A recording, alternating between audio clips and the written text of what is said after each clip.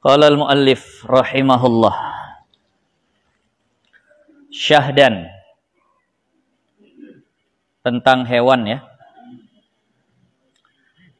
Hewan itu bila ditilik sucinya dan najisnya pada ketika hidupnya dan kemudian matinya, maka 4 bagi. Hewan kalau dilihat dari segi suci dan najisnya pada ketika hidup dan matinya itu 4 bagian. Ada dibedakan menjadi 4. Pertama, suci dia ketika hidupnya, dan suci juga kemudian matinya. Artinya setelah matinya. Ketika hidup suci, ketika mati suci. Mau matinya bagaimanapun tetap suci. Nah, yaitu manusia, ikan, belalang. Nah, manusia, ikan, belalang. Manusia kita ketika hidup, suci nggak kita? Suci. Kalaupun kita ada najis, itu bukan diri kita, tapi sesuatu yang melekat di tubuh kita. Nah, kalau diri kitanya itu suci ketika hidup. Meninggal manusia tuh, najis nggak? Tidak. Makanya jenazahnya boleh masuk masjid, disolatkan ke masjid. Kemudian ikan. Ikan ketika hidupnya suci nggak? Suci. Nah, mati dia, suci nggak? Suci, terserah matinya mau bagaimana.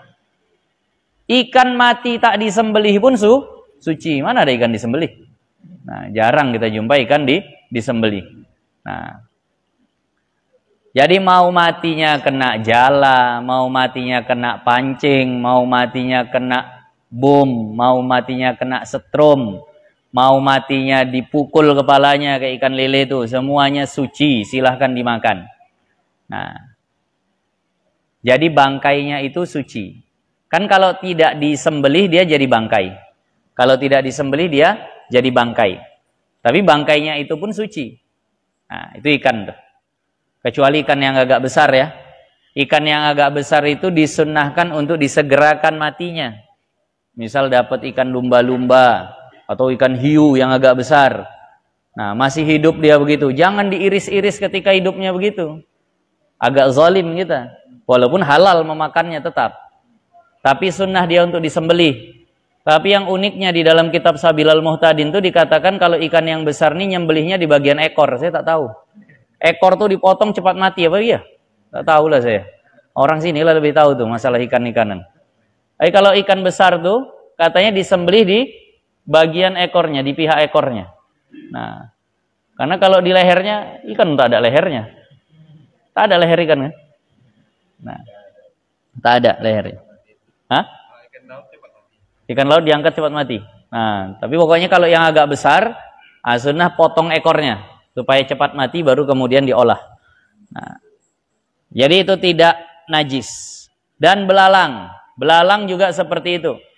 Baginda Nabi bersabda, lana maitatani halalani. Kita punya 2 bangkai yang halal, as-samaku wal jaradu, ikan dan belalang. Jadi belalang ini, belalang apa itu ya, belalang yang kakinya merah itu, yang kalau dipencet kakinya itu biasa nendang-nendang deh. Nah, belalang kami sana bilangnya belalang jagung. Sini belalang apa tuh? Belalang aja. Nah, bukan semua belalang. Wah, belalang sembah, belalang apa tuh? Walang kadung kami bilang, walang kekek. Ah, itu tidak. Nah, yang punya arit itu di tangannya tuh, itu tidak. Belalang apa tuh? Hah? Cicak. Cancorang ya. Yang kadang kita tanya kawan kita tidurnya bagaimana tuh sama dia. Itu tak termasuk di sini. Yang masuk itu yang belalang itulah, yang kaki belakangnya lebih panjang tuh. Nah, itu halal dimakan. Ketika hidupnya suci, matinya pun suci. Jadi inilah 3 hewan. Nah, manusia masuk, kita bahas masalah hewan ya. Ternyata manusia digolongkan hewan. Manusia itu digolongkan hewan. Dan kita masuk ke dalam hayawan. Nah, ini yang belajar biologi dulu pun kita masuk kingdom animalia. Itu kalau belajar biologi dulu. Ada guru biologi sini yang masih ingat pelajaran SMA dulu. Nah, kita masuk ke dalam bagian animalia, bagian hewan. Ternyata di syariat kita juga disebut sebagai hewan. Nah, sama ada manusia itu muslim atau kafir, baik manusia itu muslim atau kafir, tetap ketika hidupnya suci, matinya pun suci. Nah, karena Allah Ta'ala telah berfirman, karena Allah Ta'ala berfirman, laqad karramna bani Adam, telah memuliakan anak cucu Adam dengan firman-Nya, laqad karramna bani Adam. Artinya sesungguhnya kami telah memuliakan anak cucu Adam. Orang musyrik pun anak cucu Adam. Maka dimuliakan. Nah, tapi ada firman Allah Ta'ala, inilah yang diambil mentah-mentah sama orang-orang yang salah paham. Firman Allah Ta'ala, innamal musyrikuna najisun. Sesungguhnya orang musyrik itu adalah najis. Nah, itu disebut sama Allah bahwa orang musyrik itu najis. Nah, maka yang dikehendaki adalah najis i'tiqad mereka, kotor i'tiqad mereka. Nah, atau dijauhi mereka itu seperti menjauhi najis. I'tiqadnya dijauhi seperti menjauhi najis, bukan najis badan mereka. Jadi mereka nggak najis. Nah, ini mohon maaf. Ada sebagian orang terlalu berlebihan, salah memahami ayat ini. Kalau ada orang kafir nawarkan tangannya untuk salaman, salaman aja nggak masalah. Nah, jangan merasa najis sekali sama orang kafir tuh. Nggak boleh juga kita begitu. Nah, kadang bajunya disentuh saja sama orang kafir, wah, basuh nih 7 kali, salah satunya dengan air campur. Enggak, kita udah belajar semalam masalah fikih, najis tuh harus yakin. Kalau tak yakin tak najis, jangan menyulitkan diri sendiri. Jadi badan mereka itu tidak najis, i'tiqad mereka yang najis ya, kecuali kalau memang sudah nampak terang-terangan. Barulah dijilat anjingnya tangannya, disentuhnya kita dalam keadaan badan kita basah, ya udah itu najis lah kalau nampak. Tapi kalau tak nampak tak usah. Nah, dianggap najis. Dah. Ini ada satu pemahaman. Ada satu firqah lah dalam Islam yang sudah sebagian ulama menghukumnya dengan firqah sesat, firqah yang agak menyimpang. Yang kalau kita masuk ke dalam masjidnya, lalu kita keluar, itu masjid sama mereka dibasuh 7 kali, salah satunya dengan air campur tanah. Ada daerah sini begitu? Tak ada. Di Medan ada. LDII. Dulu namanya Islam Jamaah. Berganti nama, berganti terus. Nah, itu waktu dulu Tuan Guru Abdul Halim pernah didatangi orang yang berpaham seperti itu, almarhum. Nah, rahimahullah, Tuan Guru Abdul Halim. Datang, kenapa? Karena ada kerabatnya yang meninggal, dia pahamnya seperti itu. Dulu Islam Jamaah masih namanya. Kerabatnya ada yang meninggal. Nah, mau dikebumikan orang situ ada yang mau. Ceritanya begitu, tak ada yang mau. Jangan kebumikan sini. Nah, akhirnya datang ke Tuan Guru Abdul Halim. Nah, mungkin dianggap orang tua bisalah membujuk. Jadi ditanya, Tuan ini mau dikebumikan situ, ada yang mau terima. Cemana Tuan, tolonglah ini. Aku mau bilangkannya, tapi tarik dulu pahammu yang melenceng nih. Rujuk dulu, balik dulu ke paham yang lurus. Nah, begitulah kata beliau. Kalau enggak, aku tak mau bantu. Nah, begitulah. Jadi mereka itu menganggap yang tidak sepaham dengan mereka itu kafir. Dan karena kafir memandang ayat ini itu adalah najis, dibasuh sama mereka lantainya. Nah, macam B1, B2 gitu dianggapnya. Kalau masuk situ. Dia akhirnya dibasuh. Kenapa mereka bilang gitu? Ini ada innamal musyrikuna najis. Sesungguhnya orang musyrik itu adalah najis. Jadi kita dianggap seperti itu. Nah, disinilah salahnya mereka. Ilmunya masih sedikit. Hafalan Quran hadisnya tak banyak, sudah ambil hukum dari Al-Quran dan hadis. Kita bagaimana menyikapi ayat ini? I'tiqad. Loh, kok nggak diambil zohirnya? Karena, ada hadis lain.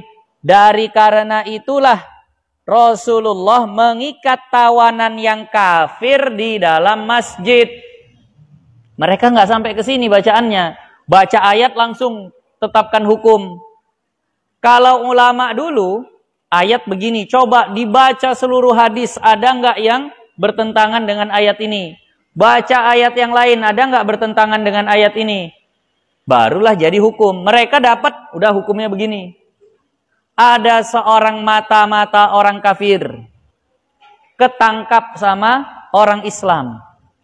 Siapa namanya? Sumamah bin Usal. Sumamah bin Usal. Dicatat tuh, kasih footnote.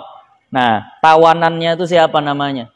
Tawanannya namanya Sayyiduna Sumamah bin Usal. Loh, tapi orang kafir kok pakai Sayyiduna? Karena akhirnya masuk Islam. Sayyiduna Sumamah bin Usal. Diberikan kepada Rasulullah. Ya Rasulullah, ini ada tawanan. Ada mata-mata orang kafir. Dia jadi spionase. Mencari kelemahan-kelemahan Islam. Mau diapain ya Rasulullah? Maka kata baginda Nabi, kalau dia memang pingin melihat kita, biar nampak sama dia lebih jelas, ikat dia di tiang masjid. Tiang masjid itu di dalam atau di luar masjid? Dalam. Berarti ada orang kafir dimasukkan ke masjid oleh baginda Nabi. Kalau memang orang kafir itu tubuhnya najis, boleh nggak dimasukkan ke masjid? Tak boleh, menajisi masjid. Ternyata itu dibuat sama baginda Nabi, diikat di tiang masjid. Berarti orang kafir ini tidak najis. Kalau najis, masa Rasulullah mencontohkan memasukkan najis ke dalam masjid? Begini menerapkan hukum. Ada dalil, bandingkan dengan dalil lain. Ini yang kadang, kalau kata Mu'alim Supriyadi itu, guru kami, inilah kebiasaan orang Wahabi itu, dapat satu langsung hukum gitu. Tak mau membanding-banding sama yang lain. Tak mau membanding-bandingkan sama yang lain. Nah, lihat dulu ada nggak hadis yang lain. Nah, ternyata seperti itulah. Itu kemampuan yang dimiliki ulama yang menguasai seluruh Al-Quran dan menguasai banyak hadis. Hati-hati. Jangan lagi terjebak dengan kata-kata ayo. Nah, kembali kepada Al-Quran dan hadis. Nah, kembali kepada manhaj salaf. Nah, semalam saya ada baca postingan. Ada satu akun Facebook. Dia tulis, memahami Al-Quran tidak perlu kepada ilmu nahu, sorof, dan balaghah. Cukup ikut kepada manhaj salaf. Tulisan atasnya akunnya Rojak TV. Jadi dia kata, untuk memahami Al-Quran nggak butuh nahu dan sorof. Cukup kembali saja ke manhaj salaf. Mohon maaf, itu bodohnya sudah keterlaluan. Gimana nggak butuh kepada nahu dan sorof? Karena Al-Quran itu bahasanya terlalu tinggi. Gimana nggak butuh kepada balaghah? Gimana nggak perlu kepada mantik? Untuk membuat satu hukum, itu perlu kepada mantik. Mantik itu diantaranya cara mencari kesimpulan. Itu kan ilmu mantik. Nah, jadi contoh di pelajaran tauhid kita kan pakai mantik juga. Nah, setiap yang baharu itu perlu awal. Manusia berawal, kesimpulannya manusia baharu, kan begitu. Itu adalah ilmu mantik itu seperti itu. Nah, jadi makanya kalau dia katakan tak perlu seperti itu keterlaluan betul. Nah, jadi udahlah, ke ulama saja dulu. Ke ulama. Saya sampaikan pesan yang disampaikan oleh almarhum rahimahullah Tuan Guru Abdul Halim. Kalau kata beliau nih, kalau kalian baca kitab dan kalian baca hadis atau Al-Quran, lalu kalian dapati satu hukum di kitab-kitab ulama, kitab kuning ulama itu berbeda hukumnya dengan yang ada di hadis dan yang ada di Al-Quran, apa kata beliau? Ikuti yang ada di kitab ulama, jangan ikuti yang ada di hadis. Itu kata beliau. Ini kalau orang Wahabi dengar marah kali dan, apa pula lebih mendahulukan kitab kuning? Kok seolah kitab kuning lebih tinggi dari Al-Quran dan hadis? Sabar. Karena hadis yang kita baca sudah dibaca juga sama ulama tuh. Dan ulama tuh sudah membaca hadis dan ayat pembandingnya yang lain. Sementara kita baru baca hadis itu. Paham? Misal inilah contoh kita baca. Manusia suci walaupun kafir. Dia baca ayat, orang musyrik itu najis. Wah, bertentangan nih. Lalu dia pegang Al-Quran. Dia belum baca hadisnya. Bahwa Rasulullah pernah masukkan orang kafir ke dalam masjid. Ulama itu udah baca belum ayatnya? Sudah. Hadisnya sudah. Beginilah disimpulkan. Tapi kan tidak semua kitab sedetail ini dalam menerangkan dalil-dalilnya. Ada yang cuma hukumnya saja. Makanya kata beliau, kalau jumpa hukum beda apa yang tertulis di kitab dengan di hadis, ikuti saja yang di kitab. Karena itu sudah produk akhir. Sementara hadis dan Al-Quran itu masih bahan mentah yang perlu ditelaah dan diolah lagi.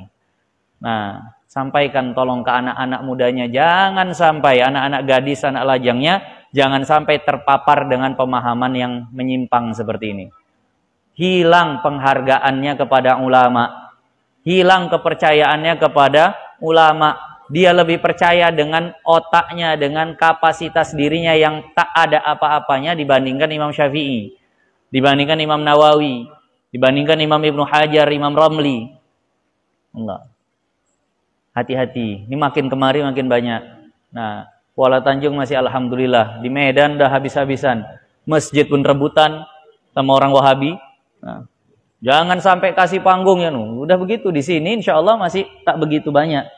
Nah, makanya saya harap untuk mengokohkan itu lagi, ini dermawan-dermawan nih. Nah, entah bagaimana caranya bikin satu pondok Ahlus Sunnah wal Jamaah dari Kuala Tanjung nih, dari Simpang Inalum sampai pelabuhan sana, udah ada pondok Ahlus Sunnah wal Jamaah bahas kitab. Belum, buatlah satu dari Benteng. Nah, ngaji kampung banyak. Mungkin ngaji kampung ya bisa jadi benteng, tapi pondok ini juga menjadi satu benteng yang kuat juga seperti itu. Karena begini, ngaji kampung ini kan kadang anak-anaknya, aku masukkan anakku ke pondok, tak ada pilihan. Kalau sini ada situ, nah, buatlah biar makin luar biasa syiarnya tadi. Nah, tapi kalau saya suruh ngurus tak bisa juga. Kemarin udah ada yang hubungi, gimana tak bisa. Sana saja pun tak terpegang secara penuh. Pokoknya hubungilah. Mana-mana mungkin ada yang baru balik dari manakah, dari Yaman kah atau dari mana. Sediakan mereka tempat untuk mengeluarkan ilmunya. Nah, ada kan? Orang sini ke Yaman ada? Belum, mau sana lah. Tanjung Tiram sana, si Faisal. Nah, Pak Irfan di Azen. Nah, itu pun bisa. Pokoknya kasihlah wadah tampungan untuk mereka. Supaya bisa menyebarkan paham Ahlus Sunnah wal Jamaah. Nah, banyak orang-orang kaya sini. Nah, banyak katanya yang baru dapat ganti rugi gusur tanah atau mau kemana, bikinlah pondok. Naam. Kedua, pembagian kedua. Tadi yang suci ketika hidupnya dan suci juga setelah matinya. Yang kedua, najis dia ketika hidupnya dan kemudian matinya. Ada yang ketika hidupnya najis, apalagi setelah mati najis juga. Hidup najis, mati najis. Apa itu? Yaitu anjing, babi, dan anak dari keduanya. Yaitu anjing, babi, dan anak dari keduanya. Memang kita di Indonesia itu kalimat anjing ini memang agak ini betul ya di telinga kita, agak kasar betul. Nah, padahal banyak hadis-hadis yang menyatakan begitu, menyebut mereka itu seperti anjing, gitu. Artinya tak segan-segan, habis terus disebut. Nah, di Al-Quran juga ada dikatakan orang yang menjilat sana menjilat sini itu seperti anjing tadi. Nah, kalau kemari menjilat, ke sana menjilat. Nah, itu. Jadi kalau seandainya dikatakan begini, ya udahlah, dalam hukum ini tak disamar-samarkan. Jadi yaitu anjing dan babi dan anak dari keduanya. Kawin silang anjing dan babi atau anak salah satu dari keduanya. Nah, dengan hewan yang suci. Nah, ini ketika hidupnya najis, matinya pun najis. Najisnya pun tak tanggung. Najis berat, mughallazah namanya. Najis mughallazah. Nah, hidup najis, mati najis. Cuma dua nih saja, anjing babi. Dan yang bersentuhan dengannya lah keturunannya. Nah, ketiga, suci dia ketika dia hidupnya dan najis dia kemudian matinya. Walaupun disembelih. Ketika hidupnya suci, matinya pasti jadi najis walaupun disembelih. Nah, yaitu segala hewan yang tidak dimakan, yang nggak boleh dimakan. Hewan yang haram dimakan, tapi bukan anjing babi. Maka itu ketika hidup suci, tapi matinya pasti najis, walaupun disembelih. Seperti bagal. Bagal keledai. Bagal itu kawin silang kuda dengan keledai kota. Nah, kawin silang kuda dengan keledai kota, himar ahli. Himar ahli itu haram dimakan. Kalau himar wahsy itu halal dimakan. Nah, himar ahli itu keledai kota yang memang dipakai sama penduduk lah. Kalau himar wahsy ini keledai liar. Biasanya kalau kita ketik di Google himar wahsy pakai bahasa Arab, munculnya zebra. Zebra itu mukanya muka keledai itu. Nah, dan ukurannya juga seperti keledai, cuma dia liar. Itu halal dimakan. Himar wahsy. Nah, gajah. Gajah pun itu ketika hidup suci, tapi kalau mati pasti jadi bangkai, pasti najis walaupun disembelih. Gajah. Nah, tadi. Kemarin saya baru baca-baca. Nah, kalah kita sama gajah nih. Ada fakta katanya gajah itu sehari semalam tidurnya cuma 2 jam. Nah, sehari semalam tidurnya cuma 2 jam. Saya nanya, ya Allah, kalah kita sama gajah. Kita sepertiga umur kita habis untuk tidur. Cuma 2 jam saja. Kalau bisa punya kemampuan mata begitu, bisa banyak yang kita buat. Bisa mengaji panjang, baca panjang, tidur saja kita. Allah. Dan gajah ini ingatannya kuat betul. Udah jarang tidur, ingatannya kuat. Nah, tadi kemana dia pernah datang, dia bisa lagi ke situ walaupun udah puluhan tahun. Tapi ini haram. Kenapa? Betaring dia. Taringnya panjang. Nah, harimau, kucing, kera. Nah, tikus, burung merak haram, burung elang dan sebagainya. Itu semua suci ketika hidup, tapi kalau mati bangkai najis walaupun disembelih. Nah, cicak samalah. Jadi cicak ketika hidup itu suci. Kecoa suci nggak tuh ketika hidup? Suci. Tapi kalau mati jadi bangkai. Kalau kita lagi sholat kejatuhan cicak hidup, batal nggak sholatnya? Nggak. Kecuali kalau dia melompat sana sini ya batal sholatnya. Tapi kalau sekedar kejatuhan kecoa, kejatuhan cicak hidup, nah lewat dia di depannya atau naik ke badannya tikus hidup, itu nggak batal sholatnya. Kenapa? Karena semua hewan itu suci ketika hidupnya. Tapi kalau yang jatuh itu adalah bangkai cicak, nah adalah bangkai kecoa, jatuh masuk ke kantong tak bisa langsung dikibaskan, batal sholatnya. Loh, tapi hewan tak mengalir darahnya kecoa itu dimaafkannya kalau di air, tidak dimaafkan kalau dipakai pakaian. Nah, yang ketiga, nah yang keempat, mohon maaf, suci dia ketika hidupnya. Adapun kemudian matinya maka padanya tafsil. Yang keempat, suci ketika hidup, dan kalau dia mati ada rincian. Jika dia mati dengan sembelih syar'i, maka dia suci. Dan jika dia mati tidak dengan sembelih syar'i, maka dia najis. Seperti onta, seperti unta. Nah, unta ini suci ketika hidup. Kalau mati tengok.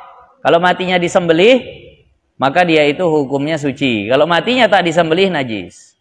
Nah, ini mau kurban kita. Ada yang mau kurban unta, nah itu bisa hubungilah orang-orang yang di sana, di Arab sana. Tapi ya kurbannya di sana mereka. Jadi kami anak-anak Zainul Umam yang banyak, yang sudah ada di Yaman, mereka ada beberapa, ada sekitar 8 atau 9 orang. Itu di Yaman mereka buat persatuan Ilzam, Ikatan Alumni Zainul Umam. Mereka menawarkan bagi orang-orang di Indonesia yang pingin kurban atas nama mereka, tapi kurbannya di Yaman. Nah, itu termasuk mereka sediakan fasilitas kurban unta. Saya tak tahu berapa harga untanya. 30 juta atau 20 jutaan begitulah. Nah, jadi ini unta nih termasuk kalau dari segi banyaknya daging dia adalah yang paling bagusnya. Dari segi banyak daging dia itu adalah hewan kurban yang paling bagus. Nah, unta ini juga termasuk hewan yang banyak dimanfaatkan oleh baginda Nabi. Nabi punya unta namanya Qaswa. Nah, Nabi punya unta Qaswa yang ketika Rasulullah meninggal dia tak mau makan. Nah, dia tak makan, tak minum sampai akhirnya menyusul baginda Nabi meninggal. Nah, Qaswa ini adalah unta yang dikendarai, yang ditunggangi Rasulullah ketika hijrah ke Madinah. Nah, senang betul Qaswa ini melayani baginda Nabi ketika Nabi meninggal, tak mau makan, tak mau minum lagi. Nah, unta disembelih suci. Kalau nyembelih hewan yang lehernya panjang begini, dia menyembelihnya itu di loopnya, di leher yang dekat dada. Kayak angsa misalnya. Nah, tapi jarang orang nyembelih angsa ya. Itu kalau yang lehernya panjang begitu, dia justru disembelihnya di leher yang dekat dada. Tapi kalau hewan berleher pendek seperti kambing, lembu, itu justru menyembelihnya yang leher di dekat kepala. Nah, di dekat rahang itu nyembelihnya. Dan cara nyembelih unta nih yang pernah saya lihat, dia bukan diiris, bukan disayat begitu. Ditusuk dia. Ditusuk, putar. Nah, tak tahulah. Kalau kambing kan disayat ya. Nah. Kemudian lembu, kambing, burung merpati, ayam dan sebagainya. Maka itu semua adalah di antara hewan yang suci ketika hidup. Kalau mati suci disembelih, disembelih dia mati disembelih suci. Kalau mati tak disembelih itu hukumnya najis. Ini kita sudah mau masuk Idul Adha. Nah, dari sekarang dipersiapkanlah. Kalau bisa bagi yang berduit, bagi yang punya biaya, jangan sampai tidak kurban setiap tahunnya. Tiap tahun kurban, tiap tahun kurban. Yang direncanakanlah. Memang direncanakan. Nah, kurban itu sebenarnya yang dinilai itu ya pengorbanannya lah. Nah, yang dinilai adalah pengorbanannya. Bukan sekedar namanya ditulis saja. Ingat ini saya katakan. Berkurban itu bukan sekedar namanya ditulis saja. Atas nama fulan, atas nama fulan. Tapi yang dinilai itu adalah pengorbanannya. Ini maksud saya begini. Kadang ada sekeluarga itu. Nah, mau berkurban kata istrinya, "Bang, tahun semalam abang udah kurban. Tahun ini akulah kurban." Iyalah kata suaminya. Duitnya duit si suami juga. Nah, itu sekedar nempel namanya saja. Yang mengorbankan harta itu siapa sebenarnya? Suami. Maka selalu saya bilang supaya ada kesan pengorbanannya. Nah, maka bilang sama istri atau kasih dia jauh-jauh hari uang. Atau mau mengumpulkan juga bebas terserah.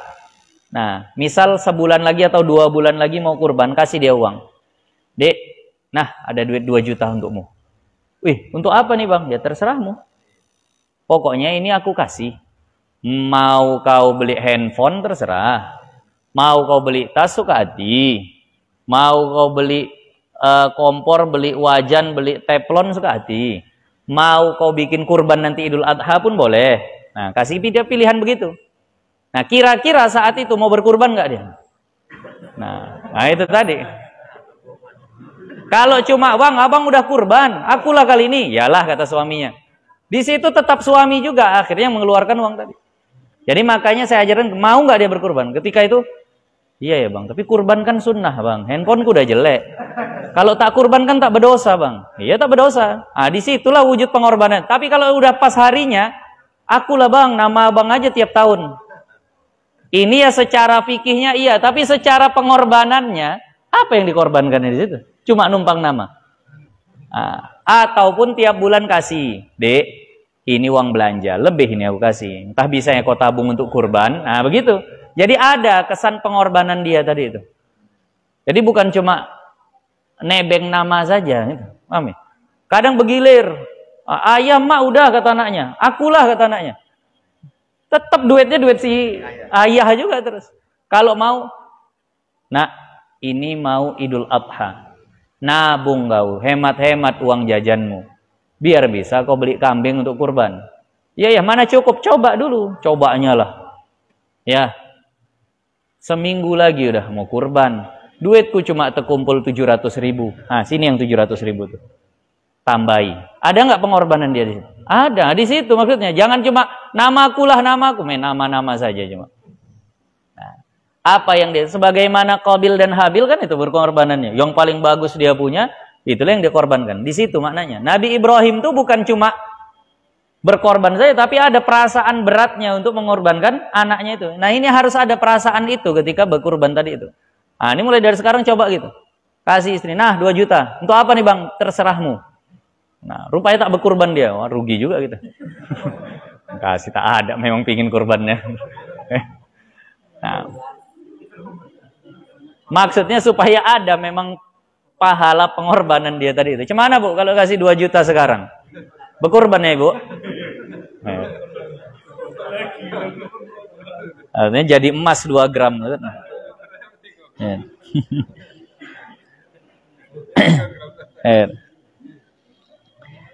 Jadi itu sebenarnya yang diinginkan dari hakikat berkorban tadi itu.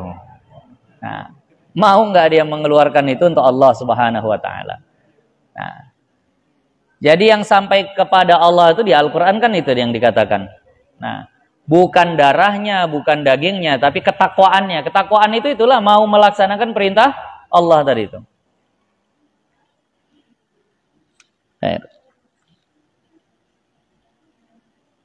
Nah, dan masuk dalam kata sembelih syar'i itu anak hewan yang halal yang mati di dalam perut ibunya sebab disembelih ibunya. Yang termasuk sembelihan syar'i itu adalah janin di dalam perut hewan. Yang matinya itu karena sembelihan ibunya. Induknya disembelih, waktu dikuliti, loh ada pula anaknya. Tengok sudah mati. Halal nggak dimakan tuh? Halal. Suci dia. Dengan catatan memang matinya dengan sebab sembelihan ibunya. Tapi kalau misalnya disembelihlah ibunya karena apa bahasanya? Kontraksi begitu kuat ibunya tadi, induknya tadi, lahir anak tuh. Begitu keluar anak tuh sempat bergerak bentar habis itu mati.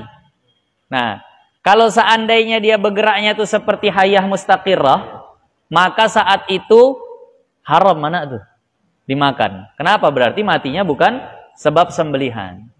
Paham maksudnya ya? Nah, kalau dia sempat hidup kuat lah gitu ya. Tapi kalau udah harokatul mazbuh, memang udah kayak mau mati disembelih juga tetap halal. Berarti karena sembelihan ibunya. Disembelih induknya sebelum dia lahir, geraknya itu masih gerak sebelum lahir. Belum lahir. Lahir, tapi lama. Kalau memang hayya mustaqirah berarti bukan karena sembelihan. Nah, memang menentukan hayya mustaqirahnya agak payah juga memang. Nah. Dan binatang buruan yang mati dengan sebab dipanah atau digigit anjing berburu yang sudah dilatih. Begitu juga termasuk sembelihan syar'i, sama hukumnya dengan sembelihan syar'i adalah hewan buruan yang mati karena panah. Karena yang disembelih itu kalau hewannya bisa dikuasai, makdur alaih.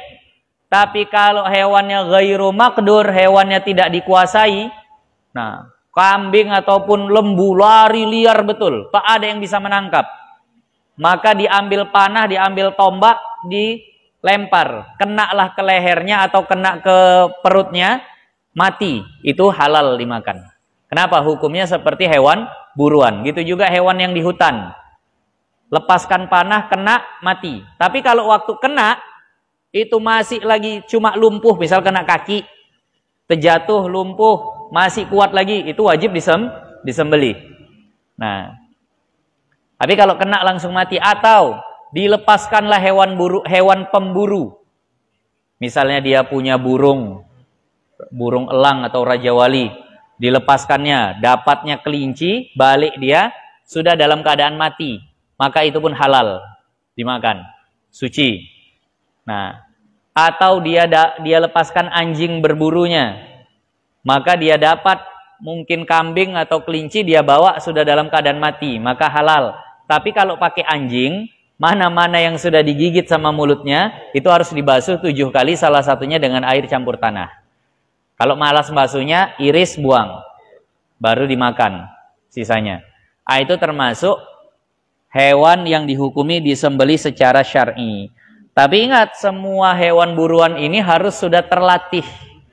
Ukuran terlatih bagaimana di dalam kitab? Kalau disuruh kejar, ngejar. Disuruh berhenti, berhenti.